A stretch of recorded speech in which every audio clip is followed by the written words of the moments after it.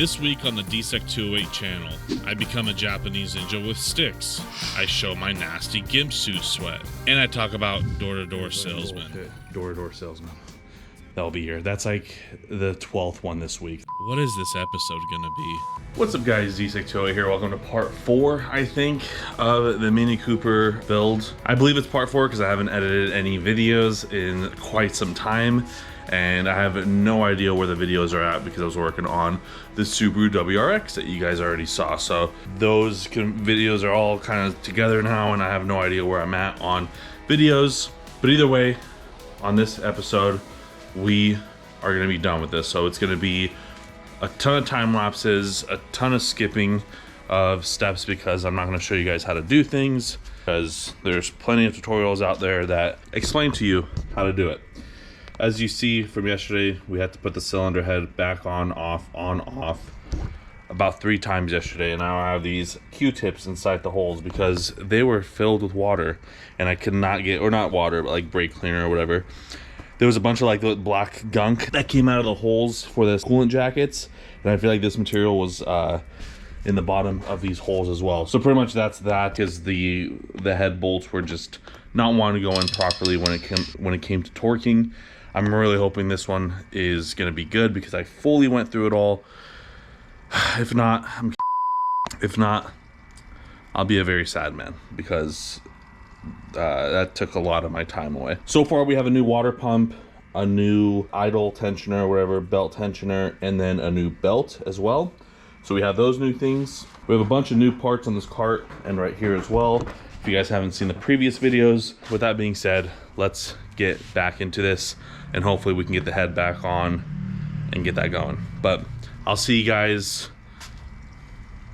whenever I see you guys when a lot of stuff has been done or something.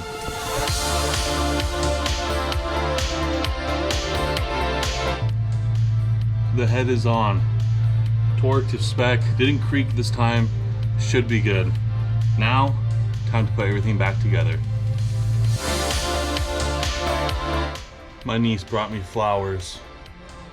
As a guy who works on cars, and this is perfect for flowers.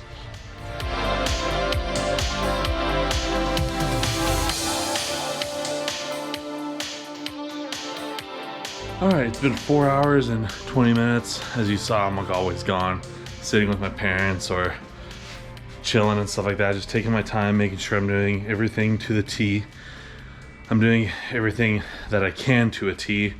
I know degrees pretty well.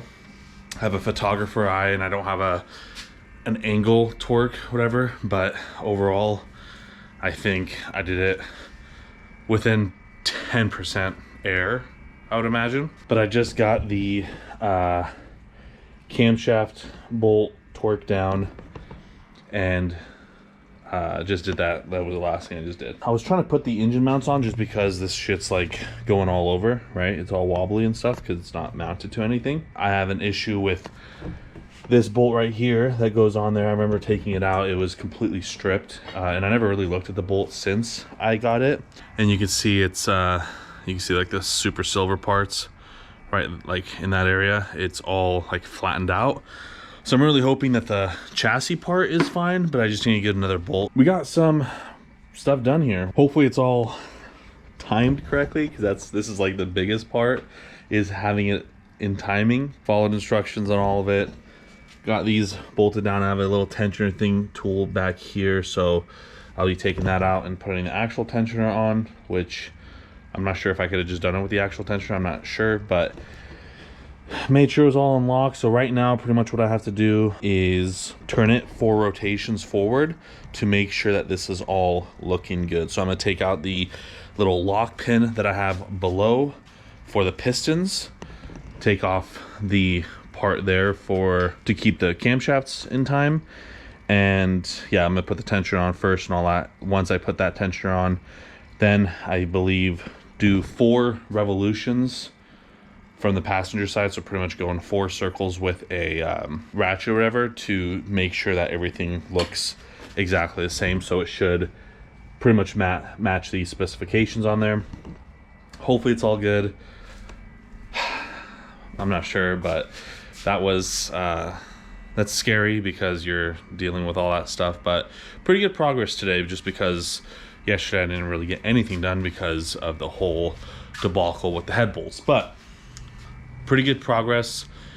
Hopefully you guys like the time lapse. It was probably 20 seconds for you and 4 hours for me. We got the water pipe on as well. The guide bolts, all that stuff's done. Everything's torqued to spec now when it comes to the things that I put on. I'm gonna get the injectors plugged in, kind of start working on the backside because I can't do the engine mount, which doesn't really matter, but I'm gonna get the water pump pulley, the whole belt system pretty much done. But I'm gonna first do this whole revolution thing. So hopefully it's good. I will show you guys right now what it's supposed to look like. You have the writing right there and right there, and then pretty much that the squares are flat like that. So if I take this all off after putting the tensioner in, do the 4 revolutions, if that stays the same, then we should be good. If not, kill me.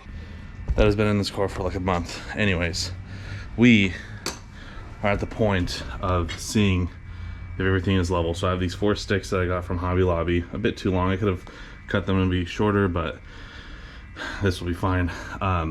So they're all the same height right now. Obviously they're just curved, so they're not quite the same, but 4 rotations, and then the pistons will do their thing, go up and down on the 4 revolutions, and at the end of it, this should stay the same. The cams should stay the same.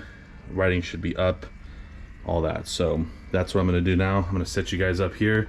If one is not in level with the other, we gotta adjust it. If it's good, I'll be a happy man.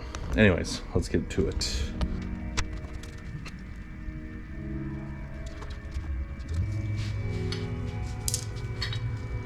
I think we're good. Top looked good, and the camshafts look good as well. I don't see any mess ups here. They look straight to me. All right, took a couple of tries. I had to adjust, readjust, do this. So now I'm putting it back on. Now it's actually in time. The first time I did it, when I was showing you guys, I noticed that one was just slightly off. It was a degree or 2 off for the intake side right here. Like if I put a ruler, it wasn't straight, and if I put the timing kit on the rear one, it had like this much distance, so I had to readjust it. I did, and then it went back, and then I had to do it when I was like on the relaxed method or whatever. Did it, and now it's good. So took a couple of tries, but finally got it squared away. Putting it all back together. I'm gonna start with the injectors and getting all that situated. We already got the water tube connected, and then we'll get the timing stuff done. I do have to go to the junkyard to get a new engine mount bolt, because if you guys saw part 1, even just taking it off was a pain in the ass. So I'm really hoping that the bolts just got fucked and not the actual body of the vehicle. So I'm gonna go to the junkyard because we have no BMW, or we have no Mini dealership here. And I called BMW like 7 times today. They never answered, so good on you, Peterson BMW. And then I called Eurosport, which is like pretty much like the biggest main like mini shop here in Idaho, technically, because there's none in Idaho. And I called them up, and it would be like 25 bucks for that bolt because of shipping. The bolt is like 8 bucks, but it's like $15 shipping. But junkyard, I did remember seeing some engine mounts on some minis when I went that one day for the WRX, which you haven't seen those videos, hit the subscribe button down below and check out the WRX, not rebuild, but fix it up to make it drivable. Check those videos out. I think there was some there, so I'm just gonna go over there and try to get one from there, because that's gonna be like $1. So I'm gonna have to do that. Probably tomorrow I'll go junkyard hunting again. And Eurosport, the guy who was helping me there, because I just called in, he was the one who actually recommended the junkyard. I didn't even think about it for some reason. So good on Eurosport to try to save people money and not just trying to take it for themselves. So that was really cool of them. So I always see minis in front of them. BMWs are just European cars. So if you're in the Boise area and you need European car stuff, go to Eurosport. Cool place. Some NGK spark plugs. I'm putting them in right now just so things don't go into the piston holes and stuff. So just gonna put these in just so the engine's not exposed anymore to the wilderness.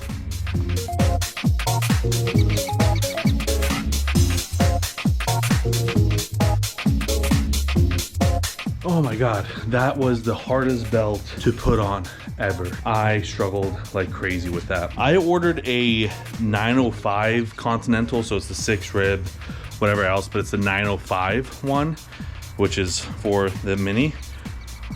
Wow, that was tight compared to other videos that people were doing. But we have now a fully fixed all this, new idle pulley, new tensioner, harmonic balancer on there, torque to spec. You got the belt on there, and yeah, everything is on there now. So I didn't show you that, it took way too long, but we have new exhaust manifold gaskets on there. But I'm going to end my day today. Not the most productive day because I had to do timing twice, 3 times actually.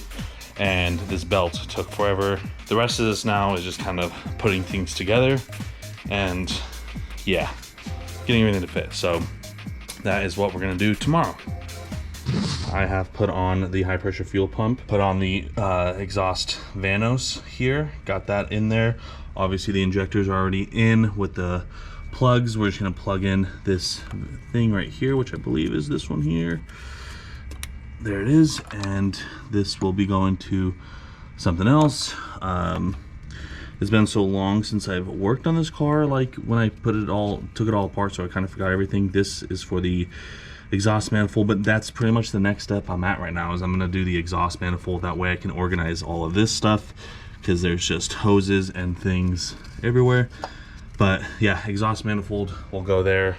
That's probably the next step. I didn't record all of it because I don't have much time. I only have like 30 minutes left, because I'm gonna go get some stinky Indian food, because I love Indian food, but I'm gonna go get some Indian food with the guy who bought the WRX. So not looking forward for this one because it was such a pain to take off, but hopefully putting it on isn't as bad as putting it on or taking it off. Either way, exhaust manifold. All right, let's start this. I don't know if we have to put that back hose on first. I just realized this hose is duct taped. I think this is the one that makes like the noise in the car or something. A lot of people delete this hose because of, you get a little extra performance, like a tiny minuscule amount. I think that's that. I know it was like pretty loosely in there when I had it. There's a lot of blockage. There's definitely like some kind of filter there. All right, so instead of doing the exhaust manifold for now, let's just do, I'm just gonna do the thermostat. New thermostat, hopefully it's good. Got it from ECS Tuning. I think it's a Bremen one. I was gonna get the aluminum one, but this was just so much cheaper. There's 3, and it might be these guys. I think it is these guys here. Yes, it is. We're just gonna leave everything on there. Should have probably done this first before the high pressure fuel pump, but I think we are okay. All right, so we're gonna get that tube back there in to the water pipe. Oh my God, that is fucking insane. Come on, man, fuck. Holy shit. Fucking annoying, man.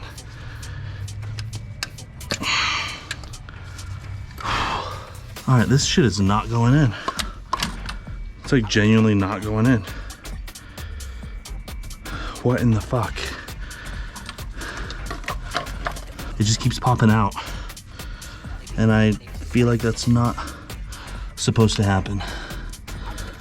Yeah, look at that. It's just popping out by itself.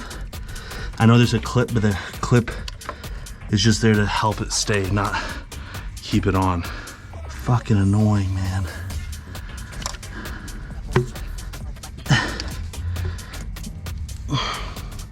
Look at that, it just slides out. What the fuck? And it's like completely curved. What the fuck? Oh, yeah, empty sweat. Fucking A. Fuck off, you piece of shit.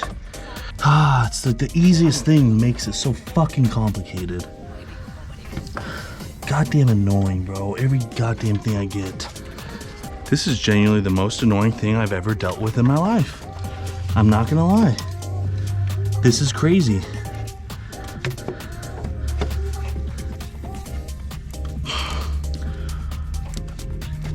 It will not go in. It actually will not go in. I am full sweat from this fucking sun and from this thermostat. This thermostat will not go in. It genuinely will not go in. I've been at it for 36 minutes. And I sat down for probably 5. So 30 minutes I've been trying to put this one tube on this fucking car. Holy nutsack. Full sweat, man. I am in full sweat. Soaked in these gloves right now. See, it's in right now, but one, it doesn't feel straight. I think it's curved in. And two, if I let go, it just pops right out. Everyone else's, it stays where it's at. But mine is just popping out, which is fucking, yeah, this is not straight. Yeah, this is not straight. And it just boop, pops out. I barely let go. Oh, you hunk of shit. After 30 minutes, I think I have it. It just seems, everyone else's would stay in, but mine's literally being held by the retaining clip, which seems weird. And I don't know, I just feel like it's just being pushed out as much as it can. I don't know. I genuinely don't know, but that took 30 minutes, and look at this. Ready for this? Look at that.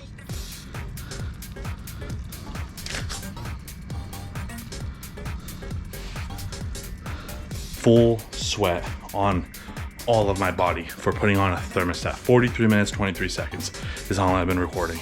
And that was with full freedom, with no exhaust manifold or anything, and it was that hard to put on. If I had the exhaust manifold on and I was just doing a thermostat job, don't know how that would have worked. I don't know why it was so hard to put on there. I don't even know if it's on there the best way that it can be, but whatever. Like, it just seems off. I don't know. Doesn't seem right. And this fucking bullshit door-to-door salesman that'll be here. That's like the 12th one this week. There's been so many. Go fuck yourself. No one wants your shit. Fucking annoying, man. Fuck suburbs. Don't live in an HOA suburb.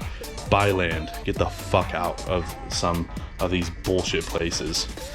But rich neighborhood, this is completely off topic, I'm just pissed. But rich neighborhoods, you go to like nice neighborhoods, they have like no soliciting signs, and there will never be salesmen there. But in bullshit HOAs where they allow it, they're all over the fucking place. Fucking bullshit.